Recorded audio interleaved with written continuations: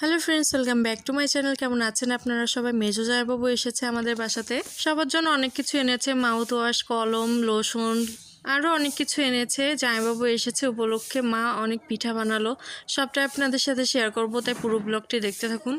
রাত্রেবেলা জামাইবাবু এসেছে, বড় জামাইবাবু, আর এইদিকে সবাই গল্প করছিল। মা তো পিঠা বানাতে চলে গেছে। চিতই পিঠা, পাটিসাপটা পিঠা, 2 রকম পিঠাই বানানো হবে আজকে। বাপ্পা এসেছিল সেদিনকে, কিন্তু তখন পিঠা বানাতে গেছিল। সেদিনকে কেন জানি না পিঠা হচ্ছিল না, তার জন্য ওই গোলা দিয়েই আবার চিটা রুটি তৈরি করে দিয়েছিল বাপ্পার জন্য। আপনারা তো দেখেছেনই। এই পিঠা তো রসেও ভেজানো যায়, আর আমার দুধ দিয়ে বেশি ভিজাইলে বেশি ভালো লাগে খেতে। ঘরে এসে দেখি যে অনন্যা এদিকে পাটিসাপটা পিঠা তৈরি করছিল।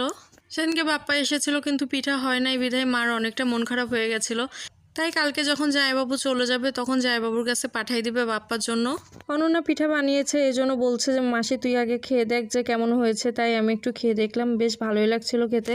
আমি তো খেয়ে দেখলাম, তাই বললাম যে তুই একটু খেয়ে দেখ যে নিজে বানিয়েছিস কতটা ভালো লাগে। আর বৌদি সবকিছু করছিল, অনন্যা পরে যে বৌদিকে হেল্প করে দিচ্ছিল। এখানে তো পাটিসাপটা পিঠা অনেকগুলোই হয়ে গেছে, আরও বানানো বাকি। আর আমি সেখান থেকে চলে এসেছি মার এখানে। এসে দেখি যে মার চিতই পিঠা বানানো অনেকগুলো হয়ে গেছে, আর বাকিগুলো করছিল এখানে বসে বসে। গ্যাসের থেকে উনুনেই নাকি বেশি ভালো হয় এই পিঠাটা, এই জন্য উনুনে আসছে বানাতে।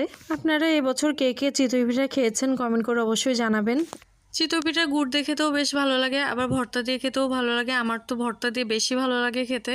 এদিকে মা পিঠা বানাতে থাক, আর রাত্রেবেলা আবার বৌদি পোলাও মাংস রান্না করবে। বৌদির আগে মাংস রান্না করা হয়ে গেছে, এই জন্য পোলাওটা রান্না করবে। এদিকে চাল ভিজিয়ে দিয়েছে আর মশলাগুলোও রেডি করে নিয়েছে। সেদিন মাংসর কালারটা অনেক সুন্দর এসেছিল, তার সাথে টেস্টটাও অনেক সুন্দর হয়েছিল। এদিকে পোলাও মাংস দুইটাই রেডি হয়ে গেছে। আজকের ব্লগটি এই পর্যন্ত। ব্লগটি কেমন লাগলো অবশ্যই কমেন্ট করে জানাবেন, আর যদি ভালো তাহলে একটা লাইক করে দিয়ে পাশে থাকবেন। সবাই ভালো থাকবেন, সুস্থ থাকবেন। আজকের মতো টাটা।